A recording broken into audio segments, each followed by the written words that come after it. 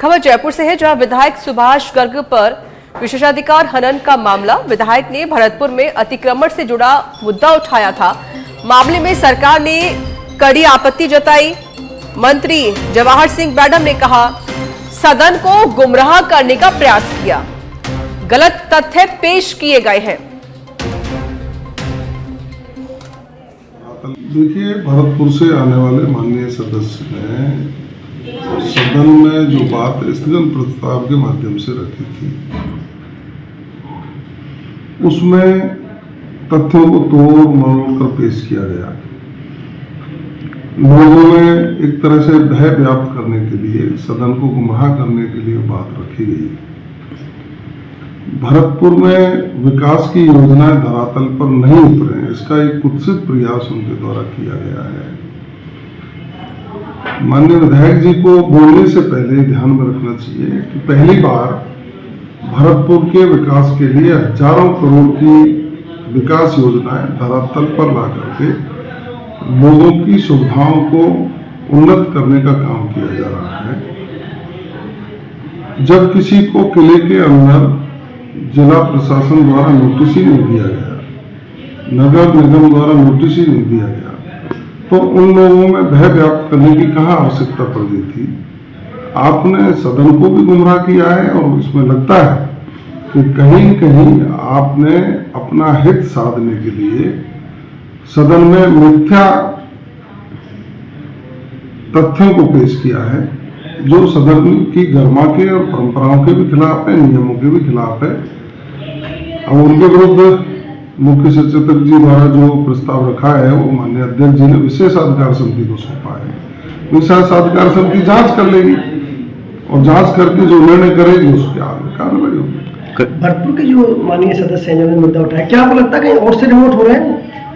हाँ, निश्चित रूप से उनको जो माननीय अशोक गहलोत जी या कांग्रेस के वरिष्ठ नेताओं के द्वारा निर्देश आते हैं, उनके ही कहने पर वो आगे बढ़ते हैं। इसीलिए उन्होंने सरकार को बदनाम करने की एक झूठी साजिश रची है, जिसकी मैं निंदा करता हूं। खबरों में आगे बढ़ते हैं। आपको बता दें कि खबर राजस्थान प्रदेश कांग्रेस से है, जहां पर राजीव गांधी पंचायती राज संगठन के जिलाध्यक्षों की नियुक्तियां कर दी गई हैं। पीसीसी चीफ गोविंद सिंह डोटासरा के अनुमोदन से नियुक्तियां हुई हैं। 45 जिलाध्यक्षों की नियुक्तियां की गई हैं। तो बड़ी जानकारी हम आपको दे रहे हैं। 45 जिलाध्यक्षों की नियुक्तियां की गई हैं। डोटासरा के अनुमोदन से ये नियुक्तियां हुई हैं, जिसकी सूची भी आपकी टीवी स्क्रीन पर है। तो पंचायती राज संगठन के जिलाध्यक्षों की नियुक्तियां कर दी गई है। राजस्थान प्रदेश कांग्रेस से ये जानकारी हम आपको दे रहे हैं। राजीव गांधी पंचायती राज संगठन के जिलाध्यक्षों की नियुक्तियां कर दी गई हैं।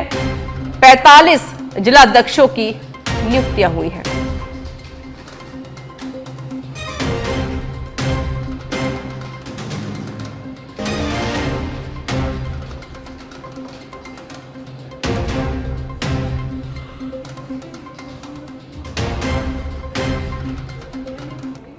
राजस्थान विश्वविद्यालय के काल विभाग द्वारा विश्वविद्यालय परिसर में विभिन्न जगहों पर कलाकृति बनाई जा रही है।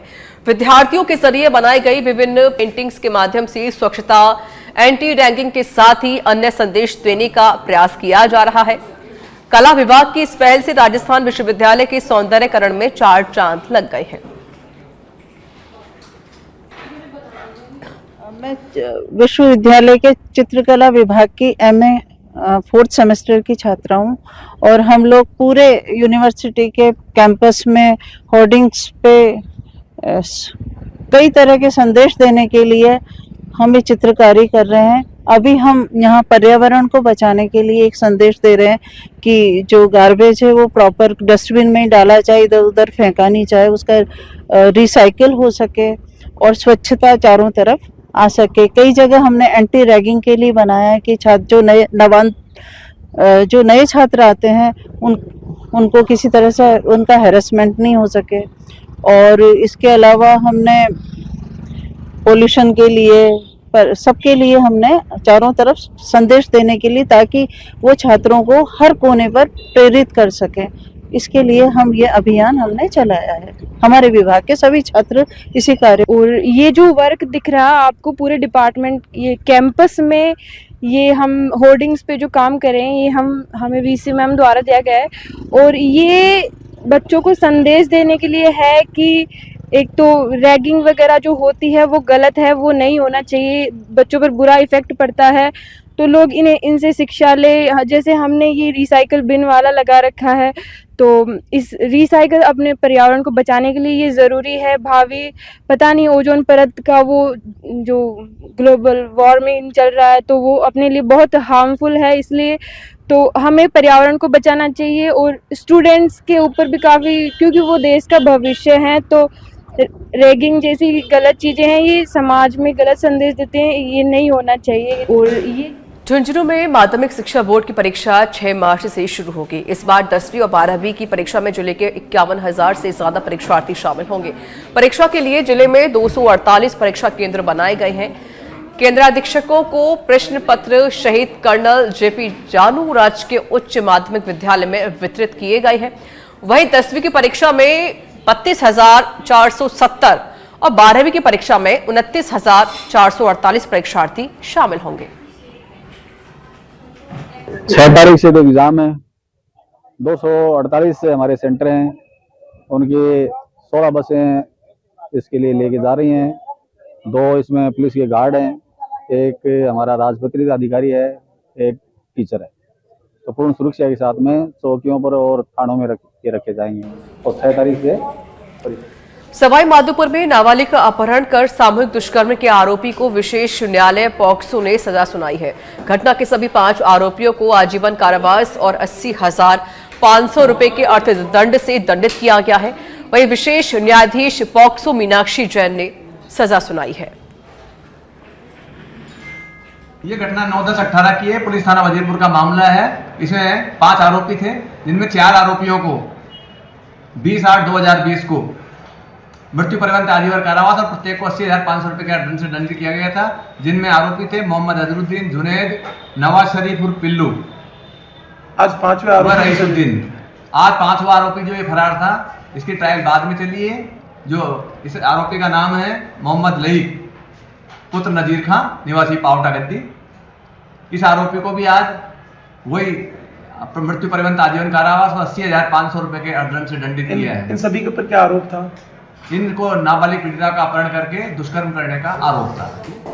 तो सवाई माधोपुर से जानकारी, जहां पर एक नाबालिग के साथ दुष्कर्म किया गया था, इसको लेकर आरोपियों को सजा सुनाई गई है। 5 आरोपी हैं जिन्हें सजा सुनाई गई है। तो नाबालिग से सामूहिक दुष्कर्म के आरोपी को सुनाई गई है सजा। लोकेश संवाददाता जुड़ गए हैं फोन लाइन पर। लोकेश, एक बच्ची के साथ दुष्कर्म किया गया, सामूहिक दुष्कर्म हुआ और उनके जो आरोपी रहे उनकी सजा सुनाई गई है, पूरी जानकारी दीजिए। जी रिचा, बताना चाहूंगा कि जैसा कि गंगापुर सिटी के वजीरपुर थाना क्षेत्र का ये मामला है। 9 अक्टूबर 2018 की घटना बताई जा रही है और इस मामले में एक नाबालिग बच्ची के साथ सामूहिक दुष्कर्म, उसका अपहरण कर सामूहिक दुष्कर्म की घटना को अंजाम दिया गया था, जिसमें 5 जो मुख्य आरोपी बनाए गए थे। उसमें काफी लंबे अरसे तक ट्रायल चल रहा था, जिसमें 20 अगस्त 2020 को इस मामले में 4 आरोपियों को गिरफ्तार करके और उनको सजा सुनाई जा चुकी थी, जिसमें उनको सजा सुनाई गई थी। इसमें 80,500 रुपए का प्रत्येक जो आरोपी उससे अर्थदंड से दंडित किया था। साथ ही उसको मृत्यु पर्यंत तक आजीवन कारावास, प्राकृतिक मृत्यु तक उनको जेल में रहना और सजा काटनी होगी, इसी तरह से सजा सुनाई थी। आज इसी मामले में एक आरोपी लईक जो वजीरपुर का है, उसी को जो लंबे अरसे से फरार चल रहा था, उस आरोपी को जो वजीरपुर थाना पुलिस ने गिरफ्तार करके और न्यायालय में पेश किया। आज उस आरोपी लईक को यहाँ पर उन्हीं 4 आरोपियों की तरफ से सजा सुनाई गई है, जिसमें उसको आजीवन कारावास, मृत्यु पर्यंत तक सजा सुनाई गई है। और शुक्रिया लोकेश आपका अधिक जानकारी देने के लिए। बालोतरा के बायतू में जिला कलेक्टर सुशील कुमार यादव ने बायतू पंचायत समिति का निरीक्षण किया। निरीक्षण के दौरान जिला कलेक्टर ने पंचायती राज संबंधित विकास कार्यों को लेकर विस्तार से जानकारी ली। साथ ही कलेक्टर ने ग्रामीण क्षेत्रों में स्वीकृति हो रखे कार्यों को समय पर पूरा करवाने के निर्देश दिए हैं। वहीं पुलिस थाना बायतू और एसडीएम कार्यालय का भी जिला कलेक्टर सुशील कुमार यादव ने निरीक्षण किया है।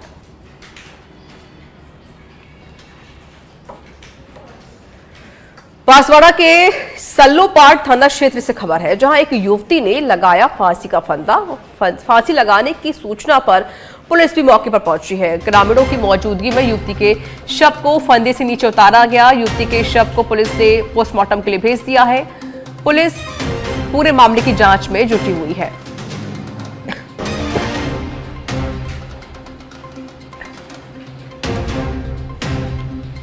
तो बांसवाड़ा में एक युवती ने फांसी का फंदा लगाकर सुसाइड कर लिया है, आत्महत्या कर ली है। फिलहाल युवती के शव को पोस्टमार्टम के लिए भेजा गया है और पुलिस पूरे मामले की जांच कर रही है।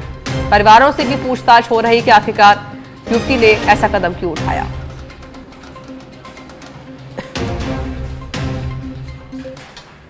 बांसवाड़ा से खबर है, जहां पर हाल ही में आयोजित हुई रीट परीक्षा में एक अभ्यर्थी आधा घंटा लेट पहुंची, जिसके चलते उसे अलग से समय नहीं दिया गया, जिस पर अभ्यर्थी के समर्थन में संगठन के पदाधिकारी ने जिला कलेक्टर के हाथ मुख्यमंत्री के नाम ज्ञापन सौंपा है और अभ्यर्थी की मदद के लिए गुहार लगाई है।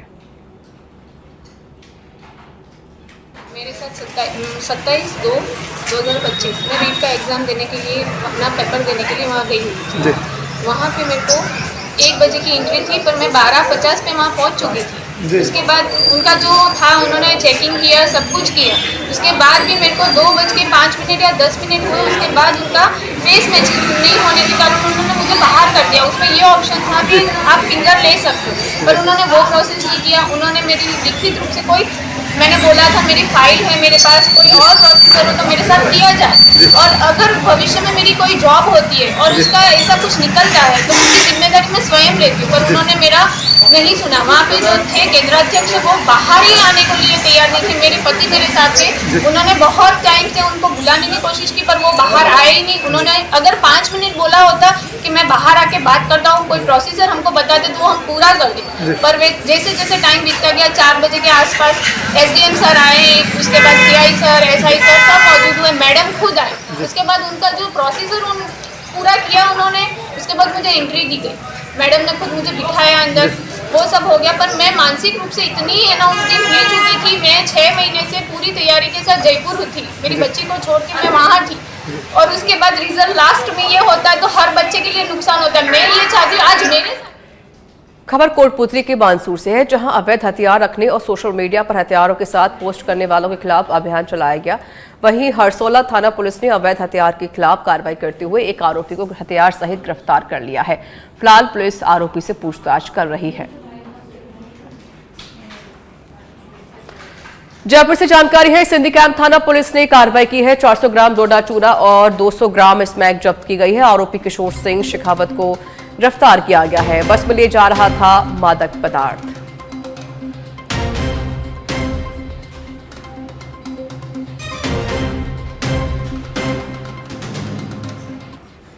सांचौर से बड़ी खबर आपको बता देते हैं। नर्मदा नहर के वॉक वितरिका में मिले हैं 2 शव। एक पुरुष और एक महिला का शव मिला है। महिला और पुरुष दोनों के हाथ रस्सी से बंधे हुए हैं। ग्रामीणों की सूचना पर सरवाना पुलिस मौके पर पहुंची है। दोनों शवों को राजकीय मोर्चरी में रखवाया गया है। फिलहाल पुलिस पूरे मामले की जांच कर रही है।